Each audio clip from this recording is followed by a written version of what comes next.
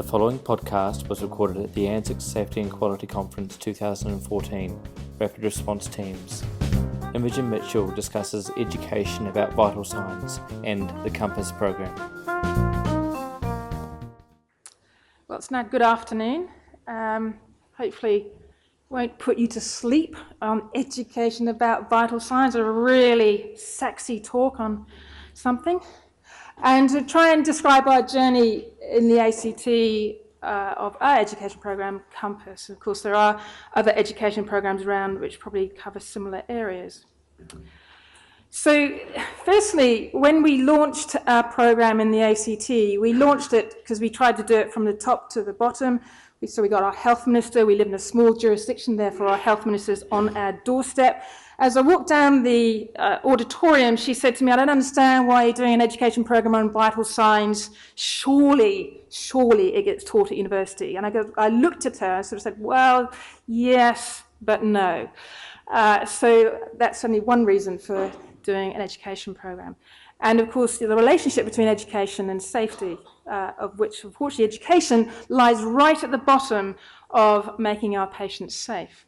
How we then develop the curriculum, the rollout and what we found, and then how we've moved on since then to disseminating COMPASS program nationally and internationally.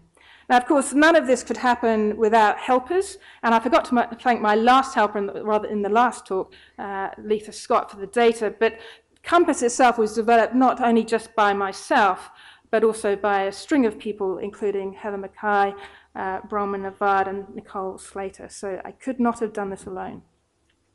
So, patient deterioration. We've heard a lot about patient deterioration, but if I'm honest, I'm not sure anyone has a diagnostic tool for patient deterioration, because I'm not sure we have a consensus of what patient deterioration is. And that's hard when you want to teach about it, if you haven't really got a hard and fast diagnostic tool. We sort of talk around it, through it, but I remain unconvinced we have a definition. But at least it's a person who's at risk of critical illness and thereby, definition, is at risk of death. The difficulty, of course, is when you start to think about how I'm going to teach it, often it's the gut feeling of when you walk into the room, you can just tell that a patient is sick or deteriorating. So something has gone through your head as what's actually gone and what you're seeing and how you've then arrived at this opinion. But often the patient is pale, the head is sort of lolling around. You notice the breathing first. I remember Malcolm Fisher saying to me, if you notice the breathing first, the patient is sick. Good advice. And the patient is not interacting with you. But I guess we've all started to land from a long time back now that vital signs and their derangements thereof are really the current markers of patient deterioration. And we use those as our tools, as our triggers to get people to come and look after our patients with the skills to care for critically ill patients. But the challenge, certainly, that we found in 2005 and 6 was that we believed, at the university end at least, that there was this big disconnect between being taught the physiology, and certainly when I went through medical school, which is sadly a long time ago now, that it went in one ear and out the other, and nothing really ever linked to what I was doing when I became an intern. So there's a silo of teaching. You know, we learn about oxygen delivery, we learn about cardiac output and heart rate and blood pressure. We learn about life support, we learn about ABC, and we also learn about the patient observation chart. But in my own mind, certainly back then, there was not the linkage between all those things. And I guess that's somewhere where we saw the deficiency. So why do we learn about vital signs? Well, I was saying it's a marker of patient deterioration because vital signs are vital. They actually determine that you have life, without which you would not have life, presumably that then you would be dead. And of course, that means you have to have oxygen going to your tissues, without which you won't have energy in the form of ATP. So we use these vital signs. The classic ones used to be heart rate, blood pressure, respiratory rate, and temperature, all can be somehow linked to the fact you're not going to get oxygen to the tissue, or that you are at risk of oxygen not getting to tissue, as in sepsis, and you have a higher risk of death. And then latterly, as arterial saturation came online, we started to use arterial saturation, which of course is good and bad. It's part of oxygen delivery, but unfortunately, sometimes people see 100% saturated, they're absolutely fine. Trouble is, the base excess is -20, so small problem. So as I said to you before this morning, it's a complex process, but in there, we use vital signs to trigger a team to come and look after our patient, or indeed a home team to come to see the patient to start with. But for that to happen, of course, you need the vital signs performed, and you need the interpretation, often by the nurse, or in other systems by a nursing assistant. And then, of course, communication has to be meaningful, and onward it goes until you have timely and appropriate management of your sick patient. So what we found when we looked to see in that process were things actually happening, we looked at whether people were actually performing vital signs. And we found, as indeed they did in the MERIT study, that vital signs were in fact not being performed adequately, and particularly respiratory rate, which of course is the one item that's not measured on a machine. So respiratory rate was very poorly measured, or at least I should say documented, because I don't know whether it was measured, but certainly not documented. So we had an issue with documentation for a start. Now you could argue that people didn't have time to do it, but perhaps they didn't have an understanding of why they were doing it in the first place. And of course, you do all these things at the bedside, and no one ever looks at them. So what's the point of doing these things if no one actually looks at them? As I said, vital signs, doing them is not actually a sexy thing to do. At least it wasn't. It now is. I can just say that. It's now a sexy thing to do. It had become part of a ritual, and I certainly my 2 days as a student nurse, when I was not a student nurse, I was a student doctor, being a nurse at the bedside, to get some experience, is that just doing the vital signs, you were just told to do them. No one actually said why you were doing them or what you should look out for. And there's been poor policy development. That is, there hasn't been interprofessional thinking about what we should do and what we should measure and what we should trigger in the old days. And of course, the observation charts, it was very difficult to determine, what you were seeing, because of course, many things landed up on the same axis, and it just became a complete mess. So it was difficult. But the bottom line is it wasn't being done. So were we interpreting the signs? Well, it's very difficult to work out whether people are interpreting signs or not, because there's not an adequate measure. You could argue that a delay in triggering a call could be a lack of interpretation, but it is certainly noted in the notes that someone is worried, but unfortunately there's not that escalation, which goes back to the culture issue and the behaviour and the hierarchy, which prevent our patients from being looked after adequately. But there probably is an issue, or at least has been an issue, with interpretation and knowledge and skills. So when we looked back in the ACT as to what was happening in 2006, we felt that in fact we weren't recognising sick patients, partly because vital signs weren't being performed, but we also believed that there was an inexperience, which of course is lack of exposure to patients these days, both at the medical school end and the nursing school end, because we cut our hours back, and also at the junior doctor and nurse end, so inexperienced clinically.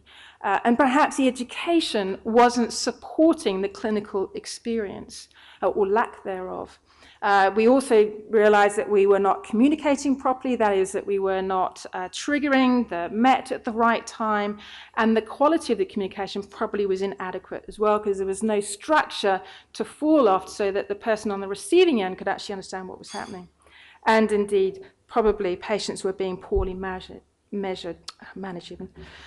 So we believe that there was a system at fault. There wasn't just one thing that was wrong. We couldn't just fix it with one element of management. And so we tried the multifaceted intervention, which of course the British Medical Journal hated, because they said, well, which thing worked? Well, it wasn't just one thing that worked. So we put in a new observation chart. We put a parameter track and trigger system, because we already had a single track and trigger system that clearly in our own environment wasn't working effectively. And to back that all up, people were going to be exposed to an education package to learn about vital signs and why they were doing them. So in developing the program, Of course, we had to come up with a name, but unlike the very clever New South Wales lot, we couldn't think of anything completely imaginative. It did stand for something, but no one can ever remember what it did stand for, so it's compass, pointing you in the right direction. So what we weren't doing, we weren't telling you how to manage your sick patient, but we were at least wanting you to recognize you have a problem and that you bring in appropriate help as needed. So what we wanted people is to recognize that they had a deteriorating patient. It was going to be multi-professional, and it was going to be undergraduate and postgraduate. So we were trying to get a scattergun approach onto the people who were working on the wards, not so much aimed at critical care staff, but more the people that were working on the wards, because we felt that was probably something that had not been addressed adequately previously. And for that, we want them to recognize the patient was deteriorating, that they would at least initiate the first initial interventions, and that they would be timely as well. So you wouldn't have this long lag time of deterioration and then suddenly help come. So we, through that, felt that physiology had to be part of the package, and then through that would have vital sign education, and that would be linked all the time to the bedside, why we had an observation chart, and it really was physiology in action, and that they would be able to recognize abnormal vital signs.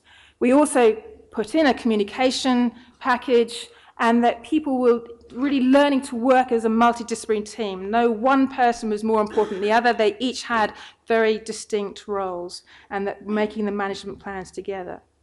And because people seem to respond differently to different forms of modes of education, we tried to make it multimodal. So that for the digital people, we had an interactive physiology DVD. We also had the written material, and following that, we would then want people to do a quiz such that we would test them on their knowledge prior to doing a face-to-face session, and using low-fidelity simulation of 4 case scenarios of real deteriorating patients. Up until low-fidelity simulation, everybody was getting the same package, whether you be a registrar or a student nurse. And some would argue that maybe the package is too complicated for the student nurse, but taught in the right way, at least it gives you the basic principles of physiology. And at the low fidelity simulation stage, we would then, graduate what we were teaching, whether it's a registrar be more medically management focused, or if it's more of the student nurse of why you were doing measurements of vital signs, and when you would start communicating with your senior nurse and then on to the doctor. So that was the bit where it became flexible so that it could really approach all the healthcare professionals involved in the care of the patient. So with the multifaceted intervention, we rolled it out, and behaviour did change. We did manage to change behaviour in terms of respiratory rate, which was now being documented, as well as all the other vital signs. During the 4-month pre- and post-intervention period, we also found that there was a change in hospital mortality. Subsequent to that, we were unable to show any difference. And that, I think, maybe interpretation of pre- and post-trials is difficult, and certainly you need huge numbers of patients to demonstrate hospital mortality changes, just because hopefully hospital mortality is so small. The other things that we noticed, what we did not appreciate, was the number of MET calls going up through the intervention period. So when we put the deteriorating patient package in, which included the education package, we saw an increase of the MET calls, which again created issues for intensive care, because like we heard previously, our intensive care registrar was more out than in. In fact, we had to call a MET in the ICU to get our registrar back. So there are some unintended negative consequences. Now, of course, with that, we've managed to get more staffing and jumping up and down. So that's why data collection is invaluable when you go to administrators. So the Compass program, what have we done? Well, we of course have gone global. We did start locally to start with. We get all our medical students and nursing students to undertake the education package, which, as I say, has the vital sign education within it. We also have gone to, I think, to every state and territory. So Tasmania obviously doesn't like us. They talk to us about it, but they haven't invited us to a train-the-trainer session. But it's, in some respects, a very humbling experience going out and teaching in other organisations, and a huge insight into what differences there are in healthcare delivery, where if you're in the middle of nowhere in the Northern Territory versus a huge academic centre in Melbourne. Very different scenarios, but all have some sort of rapid response system, but all need to know about why they're measuring vital signs. And then we've got in Ireland, we're now the National Education Package for Patient Deterioration, and we've had a couple of trips to Oman. So nearly 7,000 registrations for our online site in 24 countries. So quite interesting. I think on that note, we need to recognise that vital signs are vital, why we're measuring them, that education is really only part of the solution. It isn't the whole solution. And we did make all our information freely available on the website. Thank you.